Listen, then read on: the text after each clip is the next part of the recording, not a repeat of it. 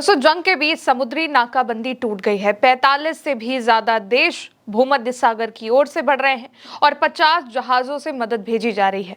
और ये सब तुर्की ने इजराइल के नाक के नीचे से किया है। इजराइल के खिलाफ तुर्की इस वक्त एक्शन में है और ऐसे में ये 50 जहाज जो उसने भेजे हैं उसने उथल पुथल मचा रखी है। सबसे पहले खबर देखिए दोस्तों, गाजा पर इजरायली नाकाबंदी को चुनौती देने के लिए तुर्की ने एक नया सहायता बेड़ा रवाना किया है, बड़ी फ्लीट भेजी है। गाजा जहां पर इजराइल मासूमों को मार रहा है, फिलिस्तीनियों को मार रहा है, केवल और केवल कब्जा करने के लिए वहां पर सब कुछ तबाह कर रहा है, वहां पर तुर्की लगातार अपनी मदद भेज रहा है।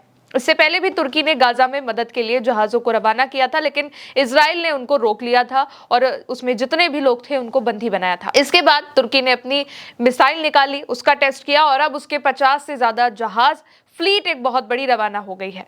खबर द क्रैडल के हवाले से छपी हुई है और ये लिखा हुआ है कि दक्षिण पश्चिमी तुर्की से दर्जनों जहाज ग्लोबल समुद्र फ्लीट के तहत रवाना हुए हैं और ये बेड़ा गाजा पट्टी पर इजराइल की लंबे वक्त से चली आ रही नेवल ब्लॉकेट को तोड़ने के लिए नागरिक समाज द्वारा शुरू किया गया एक बहुत बड़ा प्रयास है। यानी कि तुर्की के दक्षिण और पश्चिमी इलाके से दर्जनों जहाज का एक बड़ा बेड़ा जो है वो रवाना हुआ है, एक बड़ी फ्लीट रवाना हुई है और इसका नाम है ग्लोबल समुद्र फ्लीट। ये नागरिक समाज, आम लोग, एक्टिविस्ट और मदद करने वाले संगठन द्वारा शुरू किया गया एक कोशिश है जिसने गाजा पट्टी में इजराइल की लगभग 18 साल से चली आ रही नेवल ब्लॉकेट, नौसैनिक घेराबंदी को तोड़ दिया है। 18 साल से इस एरिया पर इजराइल ने अपनी नेवल ब्लॉकेट जारी रखी है ताकि गाजा तक कोई मदद ना आ सके। लेकिन तुर्की ने अब ये बड़ी फ्लीट रवाना करी है जिसमें 45 से भी ज्यादा देश इसमें शामिल हैं और इसमें अलग अलग एनजीओज के लोग भी पहुंच रहे हैं। साथ में इसमें कई सारा सामान है, तेल है, खाने पीने की चीजें हैं, दवाएं हैं। ये सारी मदद तुर्की भेज रहा है। तुर्की ने कहा है कि लगभग 50 जहाज मारामारी से रवाना हुए हैं और अंतर्राष्ट्रीय जल क्षेत्र में फ्रीडम फ्लोटिला कोएलिशन के अन्य जहाज से मिलने की उम्मीद है।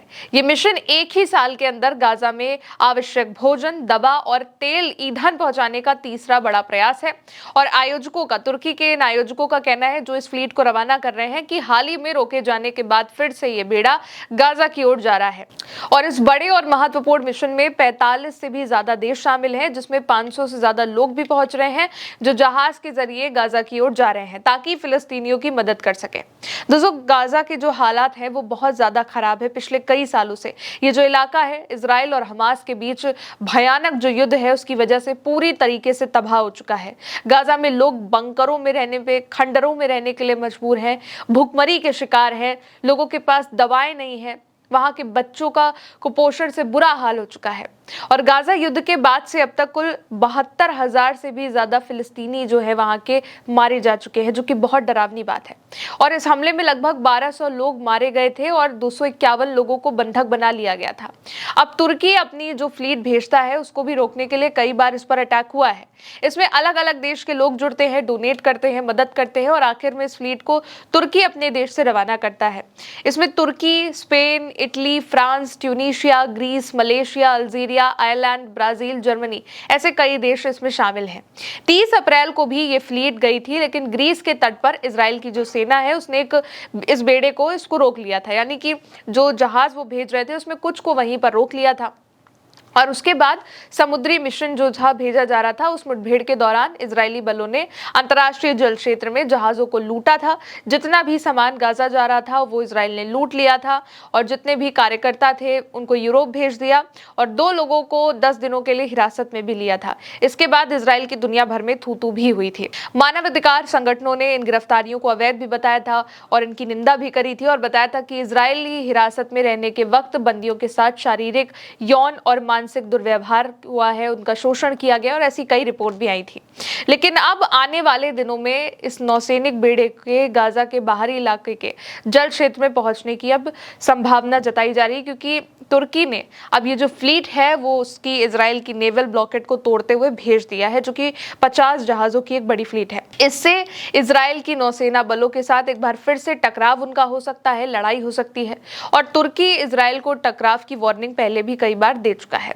इसके अलावा बीते दिन ही तुर्की ने इस्तांबुल में अपने पहले इंटरकॉन्टिनेंटल बैलिस्टिक मिसाइल का अनावरण भी किया था। ये तुर्की के सबसे एडवांस्ड लंबी दूरी के मिसाइल सिस्टमों से एक है और इसका अनावरण Saha 2026 international defence and aerospace expo के दौरान किया गया था। ये जो है वो तुर्की की पहली इंटरकॉन्टिनेंटल बैलिस्टिक मिसाइल का नाम है, जिसका यिल्दिर रहमान नाम है। इसका अनावरण था। तुर्की के रक्षा मंत्रालय का दावा भी था कि यिल्दिर रहमान मिसाइल मैक 25 की गति तक पहुंचने में सक्षम है और इसकी रेंज 6000 से ज्यादा किलोमीटर दूर तक की है। इसमें आधा यूरोप और पूरा इजराइल समा सकता है अगर तुर्की इसको लॉन्च करता है। इस मिसाइल का जो नाम है वो यिल्दिर रहमान है और इस मिसाइल के ईंधन के तौर पर नाइट्रोजन टेट्रोक्साइड का इस्तेमाल किया जाता है और ये मिसाइल 4 रॉकेट प्रोपल्शन इंजनों से चलने वाली है। कई वक्त पहले दोस्तों नेतन्याहू और एर्दोगन के बीच कहासुनी की खबरें भी आई थी, जिसमें एर्दोगन ने इजराइल के बेंजामिन नेतन्याहू को आज का तानाशाह और हिटलर करार दिया था। गाजा पर जो हमले हो रहे हैं उसको लेकर विरोध किया था। ईरान पर जो अटैक हो रहे थे उसको लेकर विरोध किया था।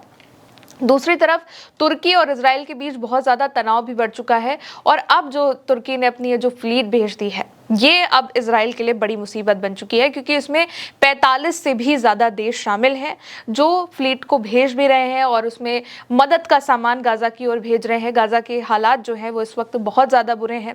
पूरे गाज़ा पट्टी के जो हालात है वहाँ पर खंडहर बना दिया गया है पूरे शहर को। लोग वहाँ पर भूखे मर रहे हैं, बच्चे वहाँ के कुपोषित हो गए हैं, दवाइयाँ नहीं हैं, महिलाओं का बुरा हाल है और इसीलिए तुर्की अपनी इस फ्लीट को भेज रहा है वहाँ पर मदद के लिए, वो भी नेवल ब्लॉकेड को इजराइल की तोड़ते हुए। और ये दूसरी बार है, 30 अप्रैल को ही इनके एक फ्लीट पर अटैक भी हुआ था, लेकिन उसके बावजूद फिर से तुर्की ने अब ये मदद भेजी है। फिलहाल दोस्तों आगे के जो अपडेट्स होंगे आप तक जरूर पहुंचाएंगे। मेरे साथ इस रिपोर्ट में इतना ही। आप देखते रहिए उल्टा चश्मा यूसी। शुक्रिया।